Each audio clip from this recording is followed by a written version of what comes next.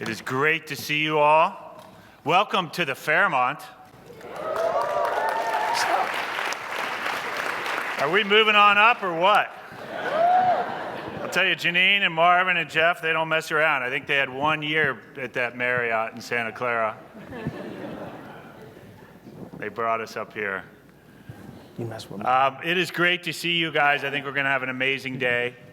I know that a lot of MidPenners have put a lot of time and energy and heart and soul into the work of getting ready for today, and I'm really looking forward to it. I love our setting. I love all the thought that's gone into it. I was checking out this map, just a side note, and I was thinking about my sons. I want you to think about what's different about this map than a lot of maps that you see. So my 11-year-old Winston is super into geography. He's got this game called Stack the States, and then it went on to countries, and he's quizzing me all the time. The other day, his quiz was size of countries and size of continents. And then he said, you know, Dad, I think a lot of those maps in my books and that I see around aren't accurate. Take a look at how big the United States looks on that map, which I think is an accurate map. You see all these maps all over the place where we're the big center of the universe. Russia's kind of over here. Made me think of it as we think about cultural awareness and competency and understanding and curiosity. So I want to talk this morning about our collective journey in our initiative to advance a culture of belonging, inclusion, diversity, and equity. This is work that we started to explore together last year. If you recall, in the morning, we had an exercise that we called Your Cultural Lens. So I was right here at a table of 10 when we were slumming it at the Marriott. And we first asked everyone to reflect on your own journey in life, to reflect on what have been the meaningful experiences, who have been the meaningful people, what were the seminal events that shaped who you are, that shaped what motivates you, that shaped ultimately how you see the world and how you experience the world. And then we spent some time talking about it at our tables. And for me, it was an incredible experience. I think it was the second or third person, as we went around the table, just went for it. You know, we work hard to mix each other. Most of you probably aren't sitting next to someone that you work with every day. We're spread out over 11 counties. A lot of times at these meetings, we're with each other that, you know, we don't know well. And this person just led by example with an incredible personal story about her upbringing and her family, and the mix of her family over time, relationship with her stepmother. Some of her siblings were of a mixed and different race, where they grew up, some real hardship, how they came through it together. And then it went from there. Every person followed that example. And it was amazing. I learned a lot about myself. As I reflected, I learned so much about fellow team members. And for me, it was really inspiring and affirming that this is important work. And so after the meeting, we formed an Abide steering committee. And we knew that the first thing we needed to do was to go out and talk to all of you, to talk to you about what this journey could look like. Talk to you about how we could work together to explore how to create a culture of Abide. And so we did that, held a series of brown bags with all of you. And then we knew that the second thing we needed to do was to bring in some expertise in this. And so we were lucky enough to find Mary Frances Winters and the good folks at the Winters Group, who are national experts. Yeah, round of applause. You haven't even met her yet. Who are national experts in cultural competency and inclusion and diversity and belonging, work with some of the biggest companies and some of the great nonprofits around the country. And they are our Sherpas on this journey.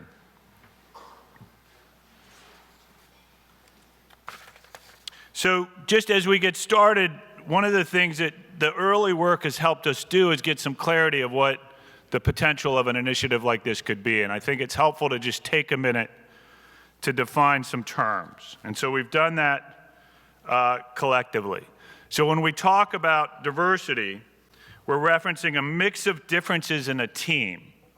And it's a broad mix. It includes race, ethnicity, nation of origin, heritage, gender, sexual orientation, experience, gender identity. The list goes on and on. We think of this as a very broad definition of diversity. When we think of inclusion, it's the intentional practices, behaviors, and policies that create a culture where everyone is valued and respected for their unique contribution that they bring to MidPen, where diverse perspectives and voices are encouraged and embraced. Belonging is a feeling that your authentic self is welcomed and celebrated, that you can bring your whole self to work. And equity for all MidPenners, we think of, recognizes that we all have different starting points and different needs. And so we've arrived at a place where I think we have a clear vision. We want MidPen to be a place that embraces and encourages diversity. We want MidPen to be a place that values inclusion, that encourages and expects diverse views and perspectives. And we want MidPen to be a place where all MidPenners feel that they belong and where you can bring your best self to work. And so we're confident that if we go down this path, if we can embrace and encourage diversity, if we value inclusion and create a sense of belonging, then we will arrive at a place that creates equity for all MidPenners. So I believe strongly in the values embedded in Abide. And there's a piece of this that just makes sense to me.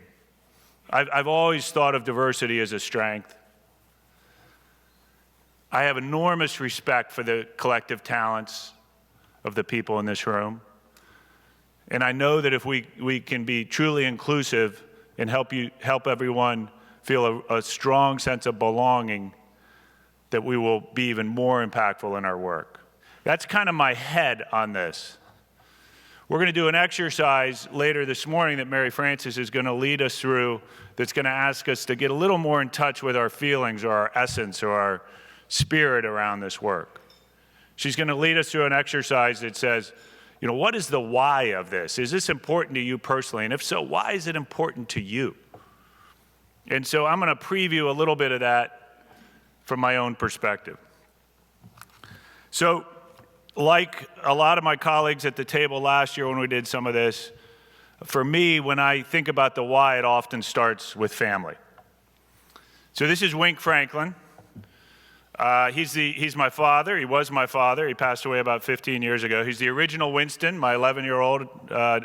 He is my 11-year-old's namesake.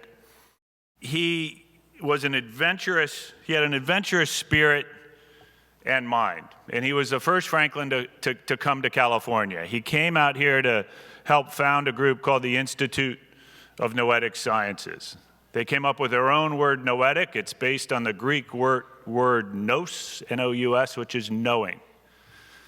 And he and his fellow pioneers, many of whom were scientists and psychologists and psychiatrists, people who had worked and were a lot of the leading voices in some of the hard sciences and the psychological sciences. They had this collective sense that they had reached the outer boundary of what we knew about the world and how the world worked, and that they weren't very impressed with what we all knew, that there must be more, that there's all these dynamics in the world that we don't fully understand and that the sciences can't explain. So they started a group, and Dad led that group. And they did a lot of great work in the 80s and 90s. They were leaders in the mind-body health movement. One of the original funders, they were a grant-making group, a research group, a member group. They were one of the leading funders of Deepak Chopra and Andrew Weil. If you are into some alternative treatments, they believe strongly that the mind affects the health of the body. They did a lot of interesting work. And for Dad and for a lot of his colleagues, both for him at a personal level and professional, he had this fundamental belief that we're all connected, that every single one of us are connected in very real and meaningful ways, and that collectively we're connected to the earth, to the material world. And he used to talk to me all the time about our connection to each other. And he believed strongly that our health is only as strong as the least healthy among us, that our well-being is only as good or as great as the least well-off among us. This was a fundamental belief in our household, and it was the undergirding of a lot of their work. They even did some experiments to try to prove this connection. They were convinced there's a connection that we don't understand. So there's one they sponsored that was as simple as, you know that feeling when someone's staring at the back of your head? And you turn around and there they are. They are staring. So they were convinced that maybe there's some energetic connection. Let's prove that. Or they had another that was about group and collective prayer, a healing circle for a loved one.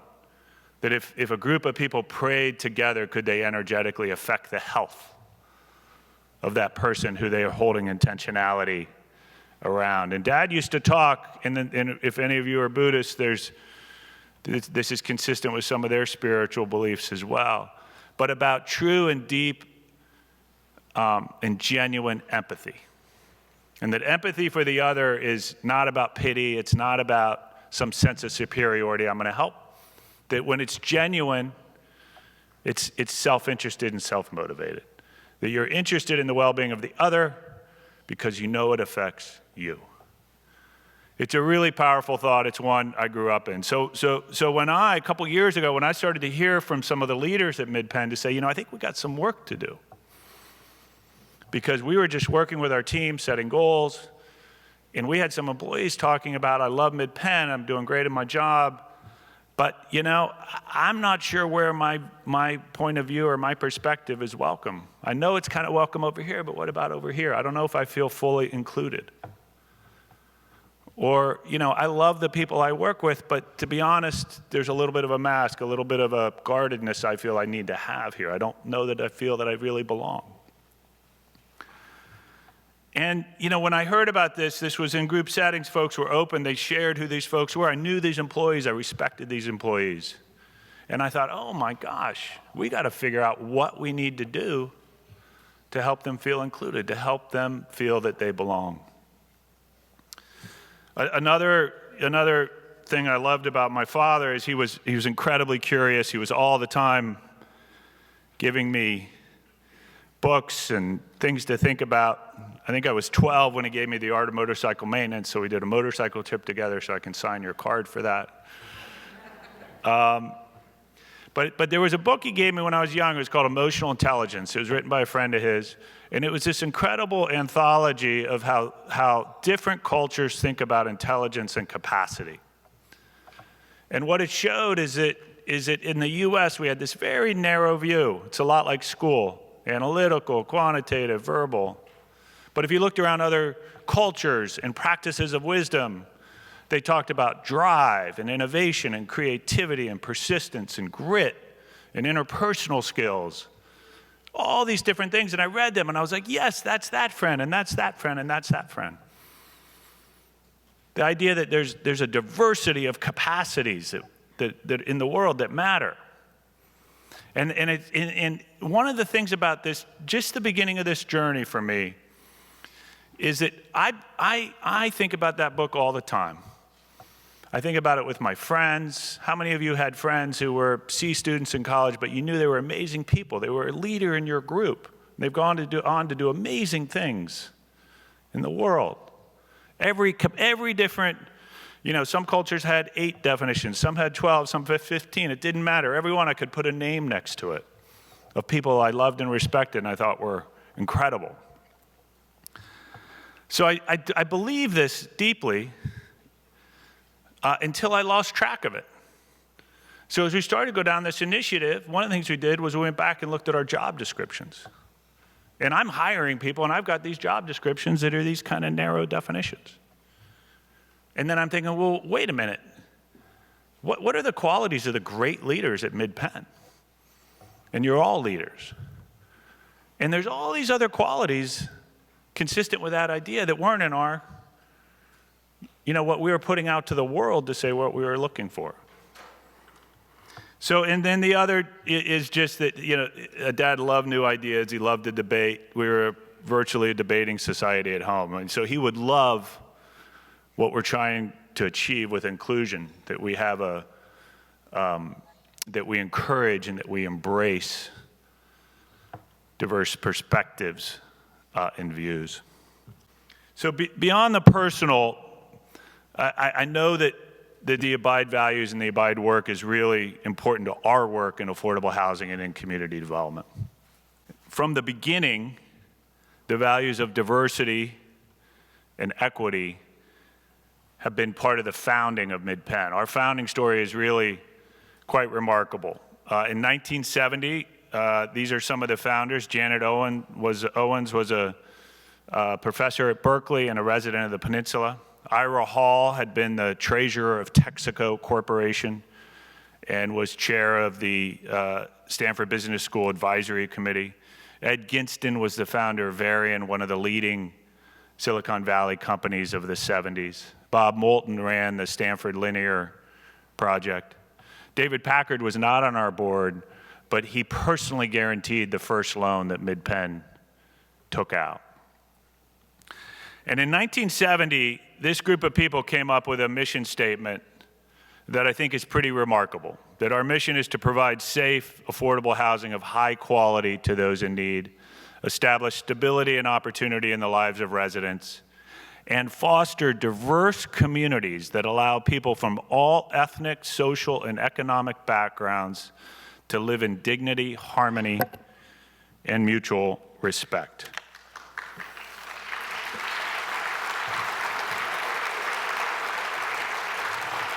So that was 1970. We haven't touched that statement. Like so many things, I feel really blessed about leading this company. I feel really blessed to have inherited that.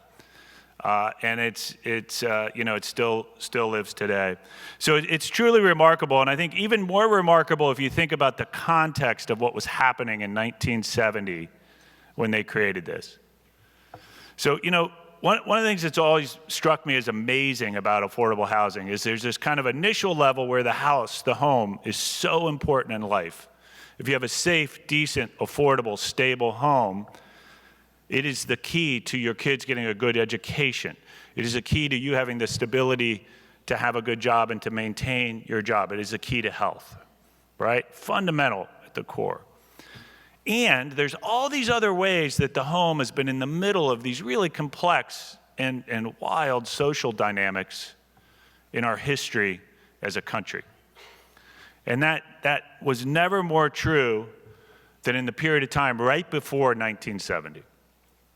So for the couple decades before 1970, there was a period of time where the federal government, local governments were overtly discriminatory based on race and ethnicity and how they administered their housing policy. It was really remarkable. So it was just to give you a little feel for this, it was just in the 1930s and 40s that the federal government created the Federal Housing Administration that really was the key to the modern housing finance system that we have. So what the FHA did was create a government insurance program for mortgages.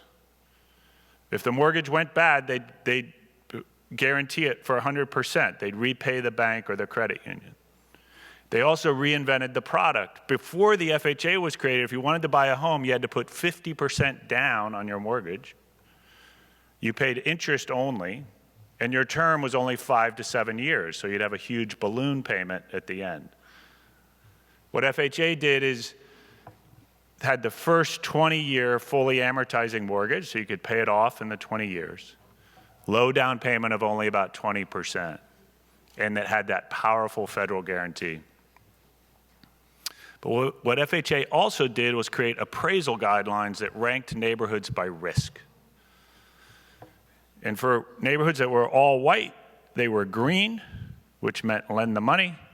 For neighborhoods that were mixed race, were African American and Latino solely, they were red, which meant don't lend the money. The federal government literally created redlining. And if you're guaranteeing 100% of the mortgage for the banks and credit unions, then they're all going to follow your lead, right? So they created or they encouraged and maintained incredible segregation. And it was even worse than that. So this was, and if you think about the power of a federal guarantee for a mortgage, this fueled a growth in home ownership around the country like the country had never seen in the post-World War II era, in the 40s, 50s, and 60s. And it became the path to wealth. If you were lucky enough to get an FHA mortgage, the home values through that World War II period went up, and a lot of families created generational wealth. And of course, if you weren't lucky enough, then you missed that opportunity. And these dynamics were wild. So, and it happened all over the country. It happened right here in the peninsula. There's a book some of us have been reading about this history that talks about Palo Alto and East Palo Alto in the 40s and 50s. East Palo Alto was not incorporated then. It was just sort of considered outer Palo Alto. Most of the neighborhoods out there were white, they were green, they were getting capital. An African-American professor from the university moves into a neighborhood, and the realtors at the time create what was called block busting. They go to those neighbors and say, do you know what just happened in your neighborhood? Your neighborhood is going to deteriorate, you're going to lose capital, your value is going to go down, you better sell now. And by the way, pay me a commission to help you sell. So rapidly, one homeowner after another sells. The neighborhood starts to become what FHA calls mixed race and ethnicity, cut off the capital. The whole area turns. It was insidious. So for my family, just in one family, if you remember last year I talked about my grandfather Edmundo Garcia, my mother's father, immigrated from Cuba. The FHA would not have made him alone. But Wink Franklin's father, John Lloyd Franklin, who happens to be Italian descent, he could have gotten along. It was insidious. So our founders understood this dynamic in 1970 when they created MidPen. And I believe that this is a very specific reaction to that injustice, our mission statement. They had incredible foresight and prescience in 1970 to create this mission statement. Unfortunately, I think they would be somewhat appalled and shocked to see how relevant it still is, how revolutionary it arguably still is, in terms of their vision that we will foster diverse communities that allow people from ethnic, social, and economic backgrounds to live in dignity, harmony, and mutual respect. I think they also would be shocked, frankly, at how hard our work can be, at the overwhelming need for our work, at the human suffering expressed by the rising homelessness and the conditions that we know folks live in, the effect it's having on our transportation systems and our environment and our quality of life in the Bay Area. And I know that every time we're creating a new community, a new affordable housing development in cities and neighborhoods with great schools and with access to a lot of jobs, and that every time we're creating a new high-quality affordable housing development in communities that have suffered from underinvestment and the flight of capital, that they would be thrilled to see their vision coming to life. So just a little bit of the chronology here. We began the dialogue, as I said, at last year's meeting. We launched Abide, if you will, in July when we invited all of you to join us on this journey. Immediately followed that with the brown bags, asking and getting input on where we should go with this journey. We immediately adopted a policy that said, as we're recruiting for our board of directors as well as for any position manager and above, we want to require that there's diversity in the pool of candidates before we make any hire, and I'll show you why later why that was so important. And we were greatly fortunate to find our Sherpas for this journey.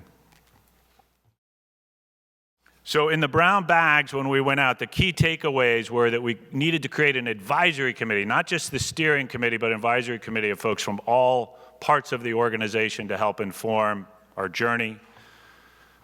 They had the wisdom to tell us we need a strategy, which I think is right. They encouraged us to share our stories of residents and employees. Part of appreciating and encouraging diversity is to celebrate it. Take every opportunity to learn and to dedicate time to this important work, as we're doing today. As part of this journey, in laying the foundation for it, we've started to gather some data. And to be honest, I think we're just looking at things. We're trying to learn and to understand what we make of the data. So if you look at, we're in about 10 or 11 counties, we said, well, let's look at the demographics there. And so if you can see here that about 27, if you just take all the 10 counties we work in, this is just the overall population, about 27% Hispanic, 6% Black or African American, 17% Asian, 1% American Indian, Alaskan Native, Native Hawaiian. That's a number of categories that are less than 1%. 3% mixed race and 46% white. We said, okay, let's look at our employees. We want at least to be as diverse, and in fact, we are much more diverse than those areas, which I think is great.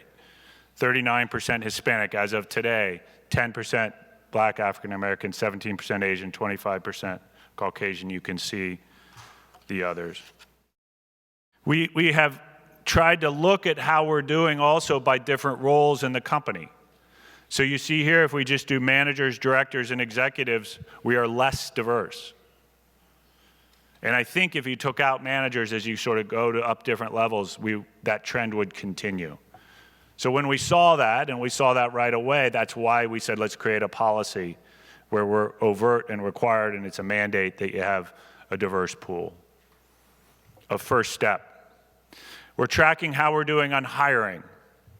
And you can see that in the last year and a half, we've only contributed to our diversity. This is an even more diverse group, which is going to be a key to our strength. We've recruited 4 new board members. So the board of directors was included in our policy. And we recruited 4 new excellent board members. Eric Harrison's one of the leading minds and players in market rate real estate. He's a senior member of the team at Signature Properties. Jessica Garcia Cole has done a lot of work in workforce development and education. She's born and raised in San Jose and is a Latina leader in that community. Her husband is Sam Liccardo, who's lucky enough, the mayor of San Jose, lucky enough to be married to Jessica, who's amazing. Enrique Torres is a very talented member of a real estate investment group in San Mateo that specializes in data centers. And Elisa Jaggerson has been very involved in tech and design. So we have a great, diverse, talented group of new board members that have come on just since we've started the initiative.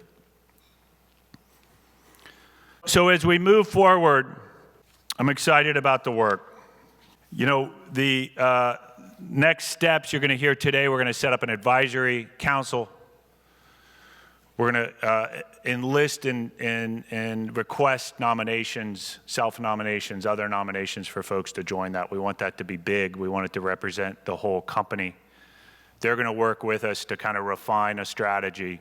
One of the things I love about the work with Mary Frances and her group is that they describe being good at this work, being wise about it as a capacity that's not innate. You might have some values, some values you grew up with that you can relate to this like I do, but it doesn't mean you know how to do this work necessarily. You have to put the time in, you have to put the energy, the intention.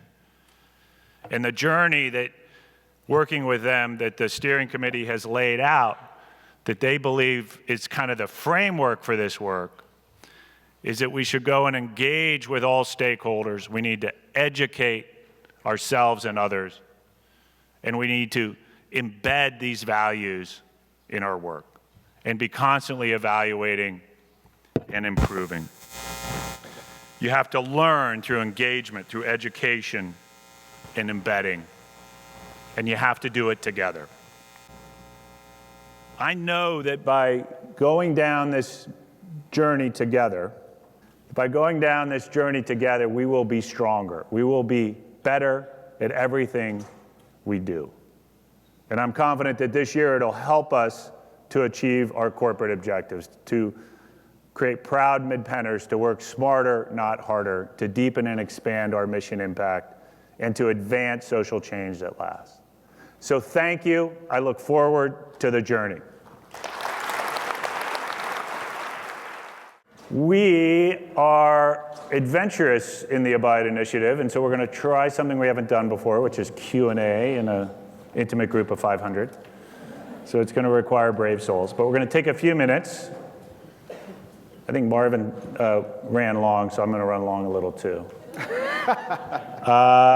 I have a few pre-submitted questions I could do here, but if anybody would like to lead by example, yes. And there are mics, so if you just raise your hand, if you would like any question. I think the idea here is any question. We're all together, let's take advantage of it. Well, you see here, there's any question. Okay, I'm gonna warm us up with one that we got pre. I love that, when we talked about the advancing social change, we wondered how relevant it was to folks, but one of the things is we've got a lot of policy wonks on this team, whether it's your day job or not, which is awesome. So I think I can do the name here. So Gretchen Leitner asked, what are the thoughts on SB 50, especially the various cities, groups, individuals lined up on each side? So Gretchen, I love SB 50. What it is so one of the reasons this is going to be an amazing year is we've got great leaders at the state who really care about housing. So there's the chair of the state Senate Housing Committee is a guy named Scott Wiener. He's from San Francisco. He gets housing. He has a bill that says in every community around in the state of California, within a mile of a transit rail or stop, you would have to allow greater density of housing. You'd have to upzone what you can build. The idea is that fundamental to our affordable housing crisis is we're not building enough units, and that cities and counties are being wimps individually. Yeah, we got to solve the housing crisis, but not in my backyard. And if we're going to do it, let's do it by transportation, right? Because we made all this investment in transportation. Let's make it walkable for folks. It's very controversial. Some of our tenant advocate folks are worried that it could lead to displacement, so there's some important dialogue around how to prevent that. But fundamentally, we're all for it. A little bit of an abrupt shift from Abide, but any questions, all right? There we go, Eric. All right, I can count on you, Eric. I heard in the news the other day that London Breed is talking about trying to expand this. Is this something that we're working with San Expand Francisco? the teacher housing? Yeah. Yeah, so Eric, the first part of his question is that he lives in San Francisco and he knows that we are working in the pre-development phase on our first development in San Francisco, which is intended to be a model for teacher housing. So it's a really exciting, they finally got together where the school district put up some land, the city put up some money. They said, we want the best and the brightest to come up, create this model. Somewhat remarkably, they picked a group that had never worked in San Francisco before, and it's because we've been really working hard on thinking about how to do that. So it's really exciting. And I do think there will be more. So Eric's question is there more coming? And the answer is yes. So the school district already has said, here's 3 more sites that we own that we'd like to do teacher housing. And I think just last week, we submitted a proposal for that. A lot of folks on the development team worked on that. It's a little interesting. They have fewer subsidy dollars, so they just put out the land, and they wanted market rate developer and an affordable to come together. And the idea is we'll give you free land. You can build some market rate to make money to pay for the subsidized affordable. So it's a little more creative. But, it's got enormous potential and possibility. A lot of school districts own land that they don't need, and teachers, of course, need housing. So yeah, I think there's more coming. Charlotte, yes. Do you like the Fairmont, Charlotte? Is it working for you? All right. You look good in the Fairmont. I was curious. if there's in the pipeline for development for employees that are not have the opportunity to live on site, and so they could be able to have something affordable and Yeah. still work with MidPen. Yeah. I'm just throwing that Yeah. out there. No, that's a good one. And I actually had some pre-submitted that were different versions of that. So, as you referenced, maybe 80 or 90 of our employees are fortunate enough to live in on-site management units, which is part of our structure. We don't really see a path right now. The issue, if we were to have a development that was entirely dedicated to, say, our own employees, when we build, 80% of that money that we use, or 90, is public taxpayer dollars. And the fair housing requirements of that don't allow us to kind of create a preference that narrow. It has to be more broadly available. Now, there's nothing to prevent employees from applying. There's no prohibition on applying for our deals in the pipeline or to Hello Housing and some of their home ownership, home buying assistance. And, I think implied in that, Charlotte, is we have to pay a fair wage and a living wage. And we're committed to that. We've been working hard to try to keep up. The cost of living in the Bay Area just keeps skyrocketing. It's amazing. Because it keeps moving so quickly, we're investing in a company-wide initiative this summer to look at every position and to really take a look at what we need to do. So it's a really good and fair question. Yes. Hi, good morning. My name is Michelle Gallegos. First, I wanted to say thank you for sharing that story about your father. Personally, I love hearing people's stories, so I enjoyed that. Thank you. I wanted to know, what is your biggest accomplishment / proudest moment at MidPen? At MidPen. It's a really good one. I have to say, so I sat down with a few folks to look at the slides and to go over my outline, and one of them was like, and they had just seen the slides, but not what I was going to say. And that first slide was pictures from prior meetings. And someone looked at me and they're like, "You're going to say this is my favorite day of the year." Because I say it every year. But this is my proudest moment. When I sit up here in front of you all, so I think we had about 220 or 230 employees when I joined MidPen 10 years ago. Pretty much everything has doubled. The value of our assets, our ability to produce homes, to solve the problem, our team. And, one of the things I love about MidPen is the opportunity to lead a group like this. I mean, it's an amazing group of people. And as we grow, it just continues to fascinate me, the people. And I'll tell you what, I go home, I talk to my wife, I'm like, I do breakfast once a quarter with all the new hires. And it's a little selfish. It's my opportunity to hear people's story. Who are they? What have they been doing before? But also, why'd you come to MidPen? And after every one of those, I go home and tell my wife about it because it's just amazing. I feel so fortunate that you all have made the decision, and every day you're here, so you're still making the decision to join us in this work, in this meaningful work, this purpose-driven work, and to have a room of this talent, and to have an opportunity to work with you all and to be part of an organization where you're sacrificing to do this work just means a lot to me, and I'm incredibly proud of it. Okay, maybe we'll leave it there. There's always more. Catch me in between if you've got other questions, okay? Thank you so much. I'm looking forward to a great day.